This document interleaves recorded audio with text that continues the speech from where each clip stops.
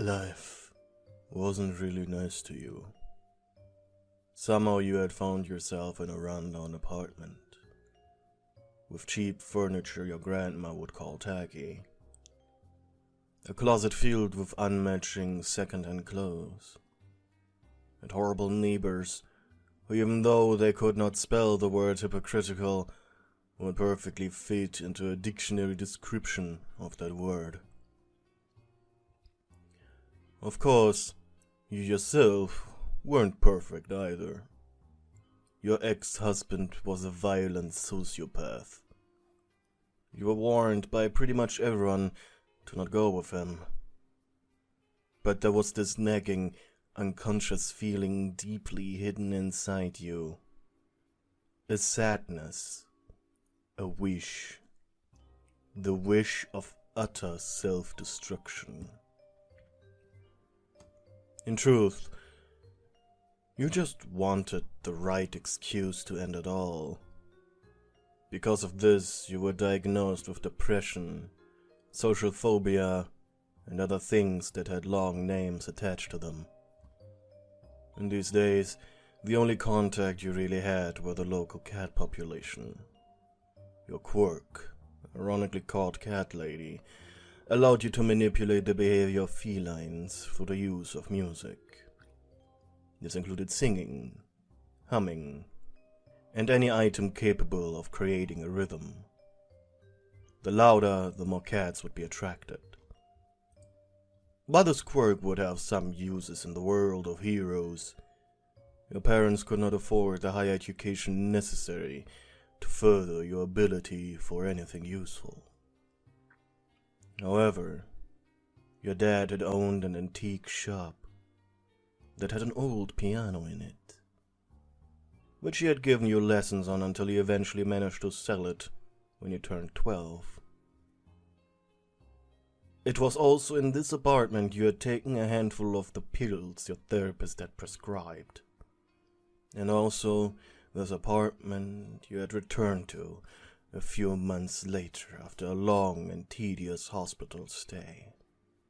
After returning home, you decided the first thing you needed to do was play your piano.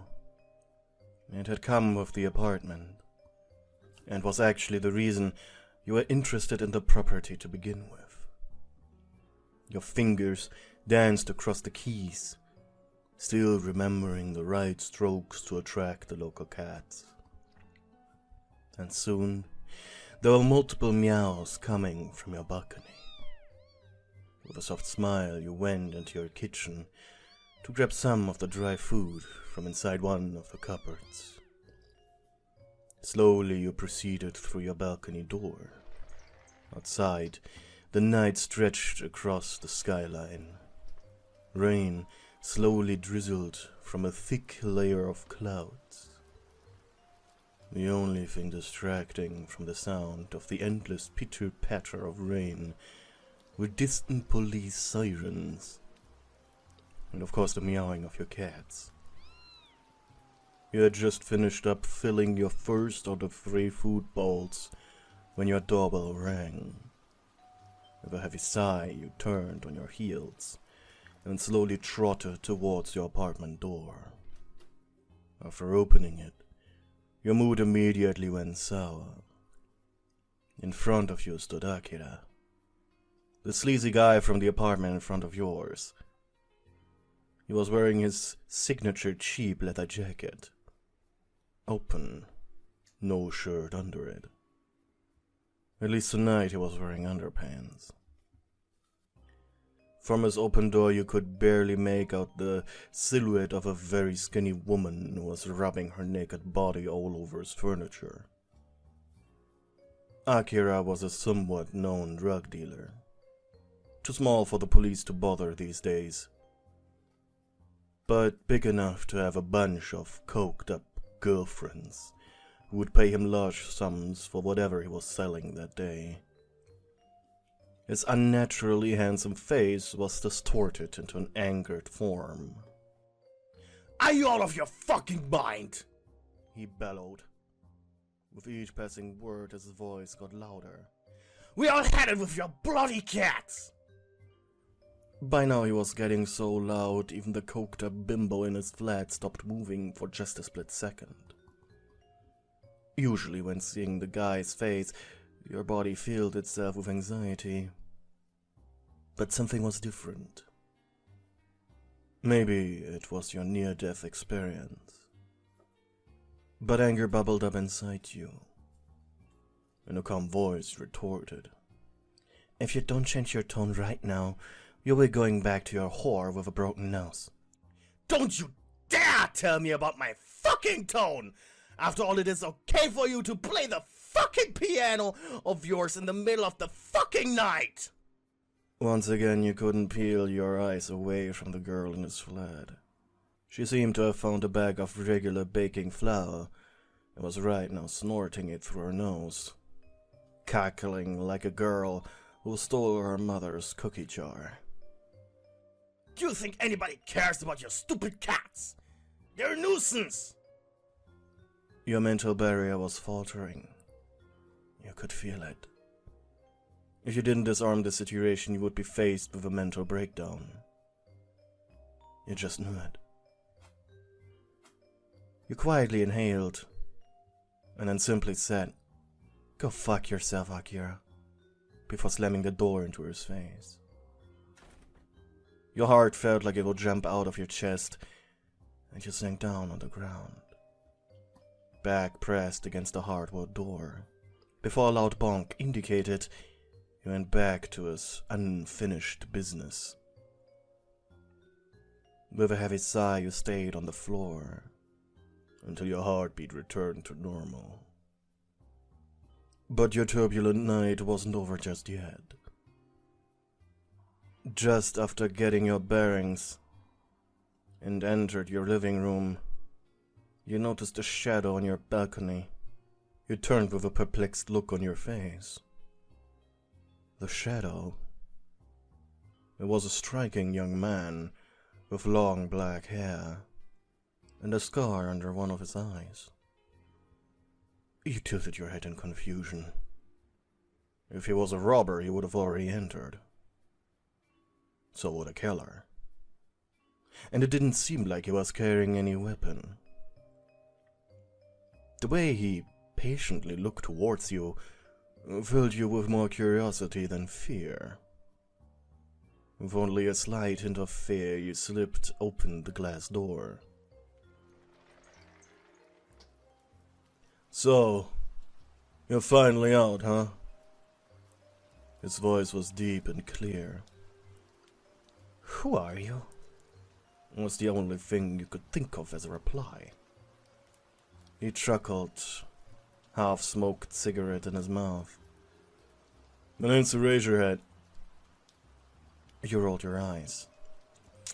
"What's your name?" He smirked. "Not allowed to tell civilians as long as I'm on patrol." You crossed your arms skeptically. "And what is a pro-hero doing here anyways?" He took a drag from his cigarette.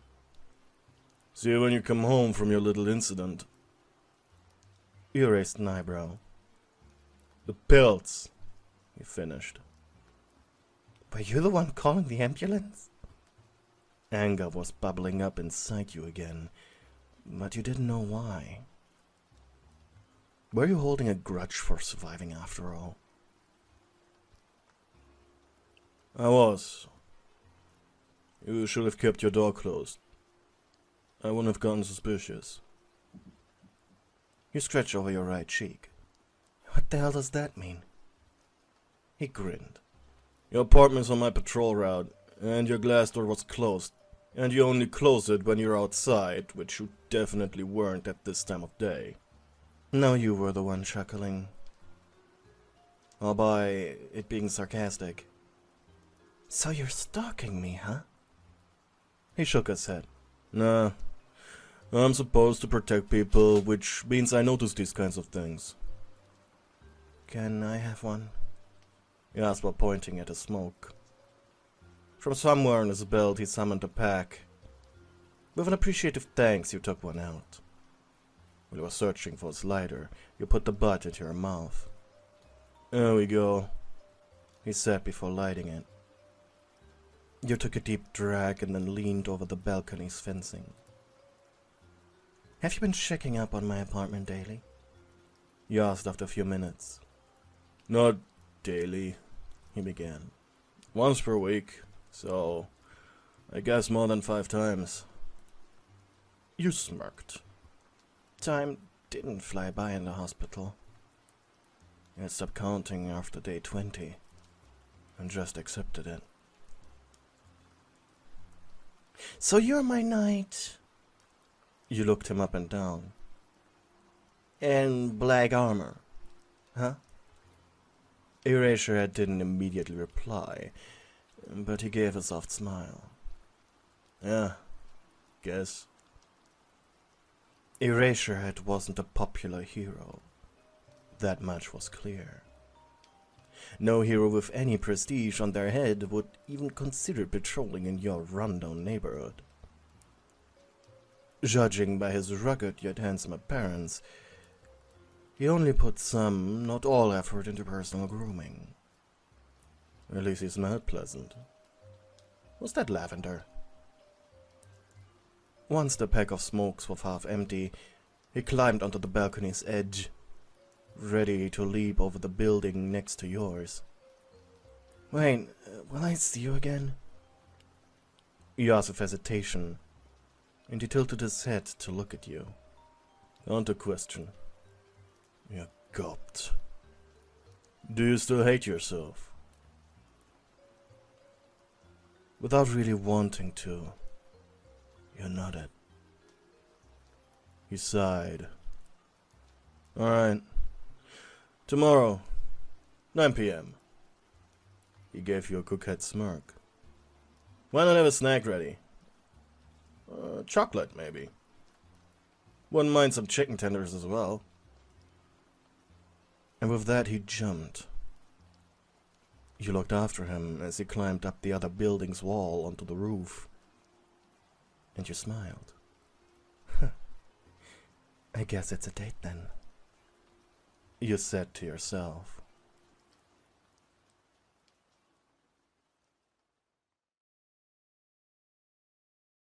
You yawned. You haven't slept last night. You are naturally excited for today.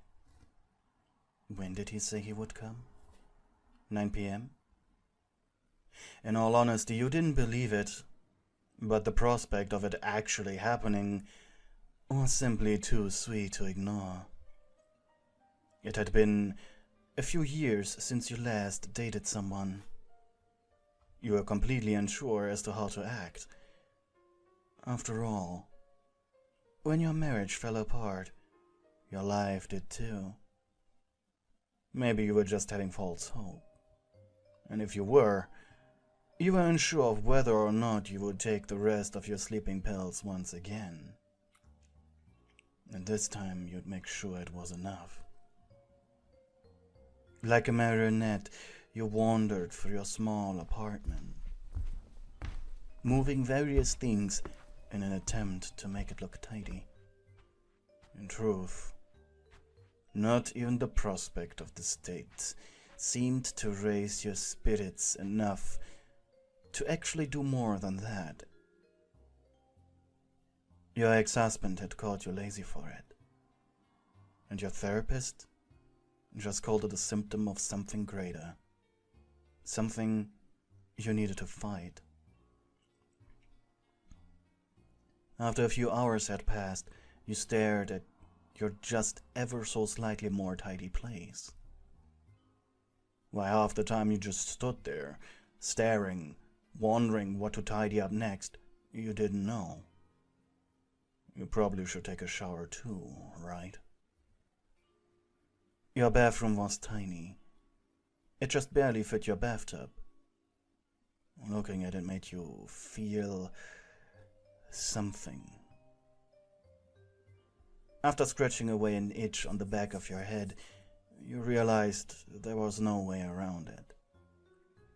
You locked the bathroom's door, just in case, and turned on the warm water. The heater next to the bathtub began to rumble as it began to heat the liquid while you took off your clothes.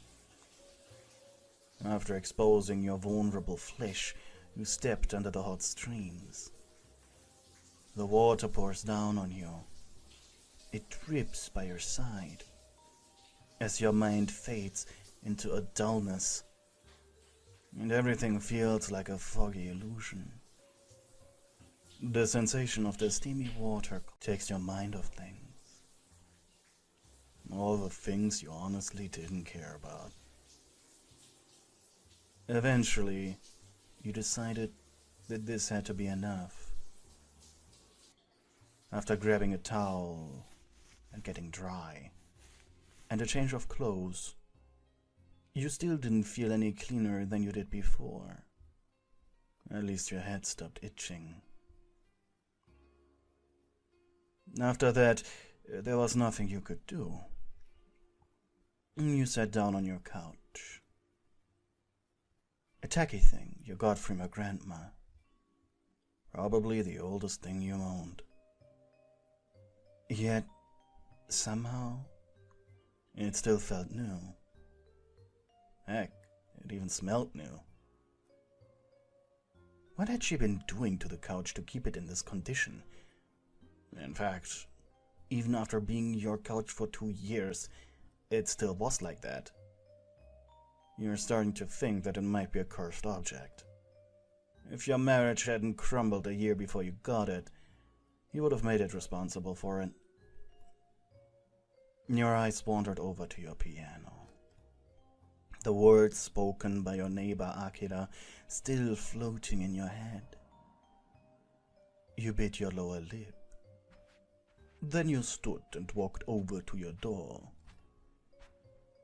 First, you looked through the eye hole. Before you stretched the empty stairwell. Next, you opened the door, walking through the dark corridor, until reaching Akira's door. You gulped, and then with your heart almost bursting, you pressed your ear against his door. Silence. Slowly you inhaled, your heart almost bursting from your chest. If someone were to see you like this, what would they think? The creepy cat lady stalking her neighbor? The silence was deafening. Suddenly you heard a loud car honking from outside, making you jump and almost scream. You quickly retreated into your apartment. You were out of breath and needed just a tiny moment of quiet. Sighing, you walked over to the piano, sat on the small stool in front of it, and took one long breath. Once your heartbeat normalized, you began stroking the keys. A familiar melody. A song your father told you. The song that you always played when you needed to achieve a certain headspace. Your mind drifting into a web of emptiness that you wished you would never return from. You kept on playing until the meowing of the cats began outside. Your quirk doing wonders, as per usual. But right now, you didn't play for them. You played for yourself. Something your therapist had told you to do after all. When did you first start playing for the cats and not for the sake of music? Honestly, you didn't remember. It felt better than you expected. Eventually, however, you stopped. eyes opening slowly. It was feeding time for your fuzzy friends. While filling up their bowls on your balcony, a thought returned to you. The date, you muttered out loud. One of the cats put its head under your hand and meowed, as if giving you encouragement. The cat was the only stray you would visit on a regular basis. You named him Teacup. His deep yellow eyes pierced through your cold shell of indifference. "You're right," you whispered gently before standing up. Eraserhead, a hero, the man who saved your life, was going to come visit tonight. A date. Your date. He had requested snacks and chicken tendies, like a damn child. It had been an obvious joking matter, but you wanted to avoid a potential disappointment. Inside your kitchen, the fridge was almost empty. However, your anxiety prevented you from going outside to get the necessary food. At least there were still some frozen pizzas. With shaking hands, you put the two of them in your oven, just in case he preferred one over the other. Then you went on the search for snacks. You always had a few hidden, since you rarely left your apartment. They were emergency food. Potato chips, cookies, popcorn.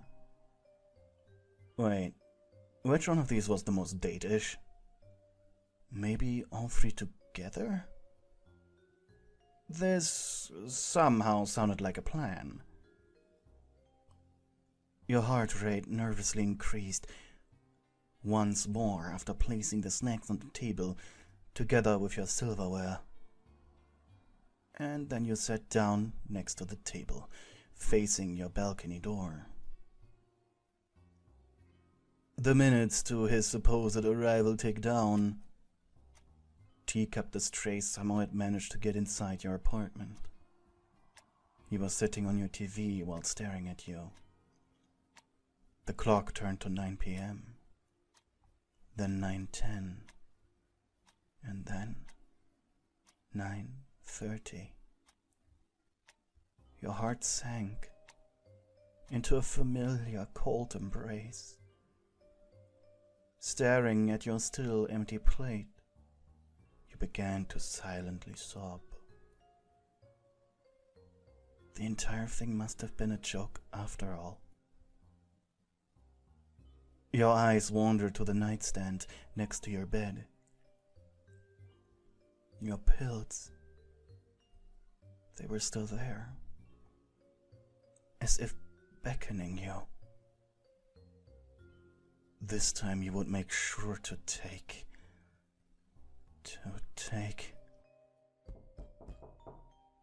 The unmistakable noise of someone hitting glass threw you off your thoughts of self-destruction, and you walked over to your balcony. There stood Eraserhead, but something was off. He had a slightly crooked stance.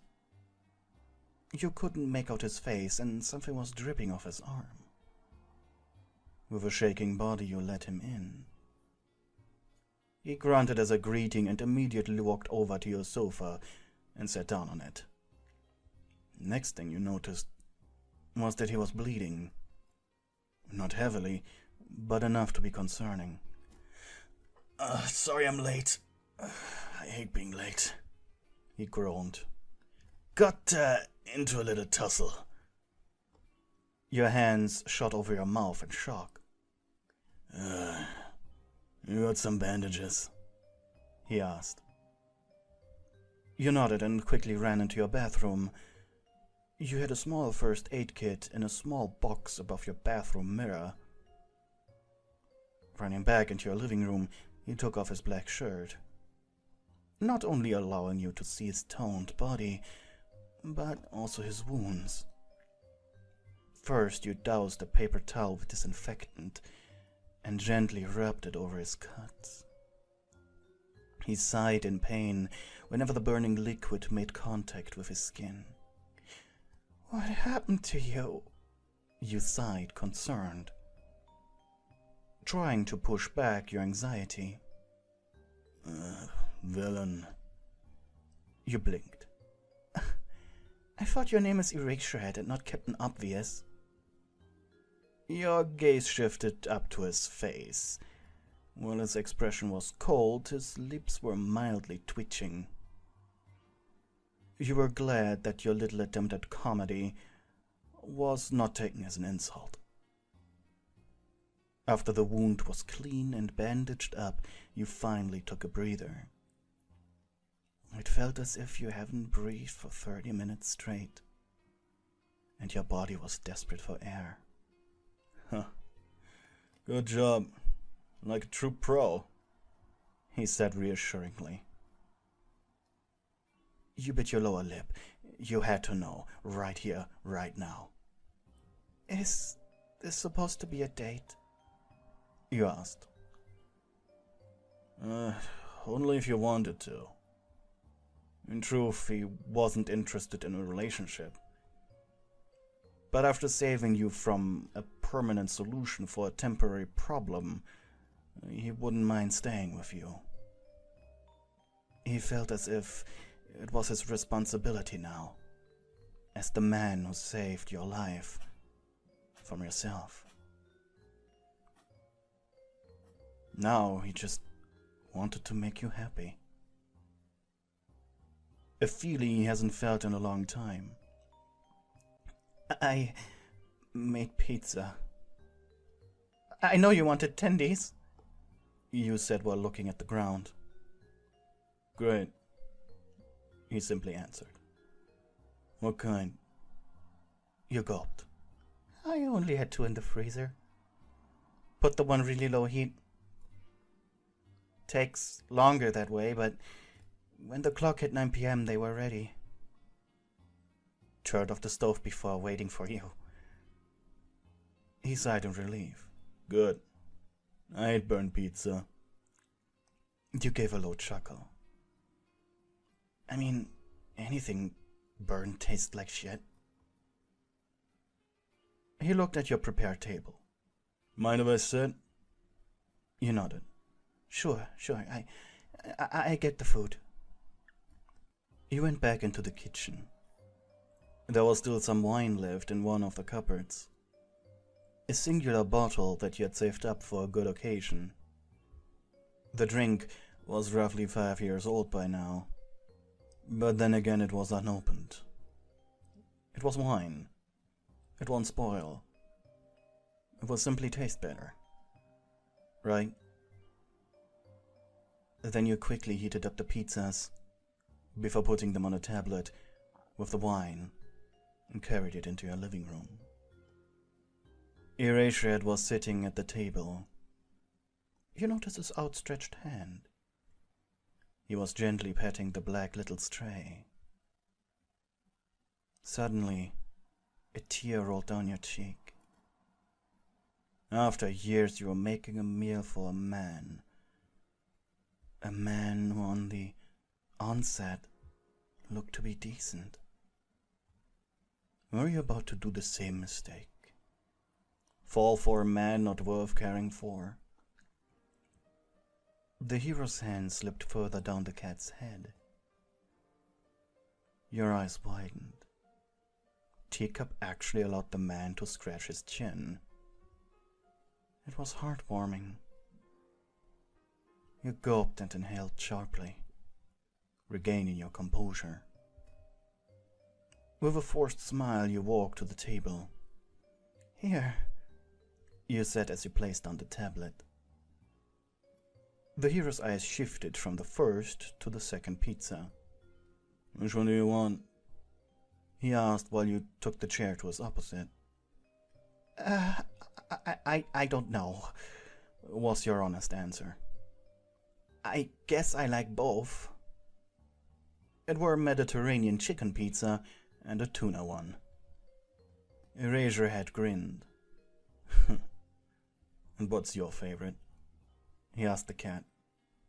I assume tuna. You were almost jealous of the cat, but seeing him interact with your feline companion so lovingly made your heart jump a bit. He took the plate with the tuna pizza, while you grabbed the other one. Quietly, you two began to eat. Occasionally, he took a tiny bit of tuna and gave it to the cute stray who happily accepted the food. There wasn't much talking. You two both weren't into that. Especially if neither of you were sure if there would ever be a second date. Neither of you wanting to waste time. But the little he allowed himself to share, the more you started liking the man. You learned his real name, Shota Aizawa, that he worked both as a hero and a teacher, and that he was the adoptive father of a young girl who had been kidnapped by the Yakuza. His eventful life made your ordinary one look like an absolute shit show. At least the wine was good. After the meal was over, the conversation turned towards your own life and experiences. In your slightly drunken state, you pretty much told him everything. Your first marriage, how it felt apart, your childhood, your parents, the friends you lost throughout your life, and your wasted opportunities. I can see why you would want to end your life. He spoke softly after listening to your story. But I think you shouldn't. You blushed, mostly because of the wine. Eventually your conversation moved location. You were sitting on opposite ends of your tacky little sofa. His soft-spoken, borderline edgy attitude making you blush almost every 30 seconds. He wasn't a flirt, yet he somehow managed to make his dumb comments sound like vaguely flirty hints. Could he actually be interested in you, or was it just pity? So you decided to risk something. The conversation moved to school duties and adventures. Apparently, there was more going on than the media was talking about. And while he recited an incident at a training camp, you used the opportunity to move closer to him. He didn't push back. He accepted it. And you smiled softly. Maybe life wasn't bad after all. Slowly, you closed your eyes. You awoke in a cold sweat. You were hyperventilating. Your eyes moved to your digital clock. 3 a.m. What the hell happened? You quickly moved your head around. You were seemingly alone. You rubbed your eyes. Yes, you were still at home, so you weren't kidnapped. Then you noticed a note right next to you. It was too dark to read it. Quietly you crawled out of bed. Your head was killing you. On wobbly legs you walked over to the light switch. Click. The light was almost blinding, and you scratched the back of your head. Then you heard a groaning from your sofa. It was Aizawa, curled up in what seemed like a sleeping bag. With a blush, you turned the light off. Why was he still here? Wait, how did you get into your bed? What was happening? As quiet as you could muster, in your state of hangover, you waddled over to your bathroom. Turning on the light, you read the note. Hey, you fell asleep on my lap last night. I carried you to your bed. You're surprisingly light.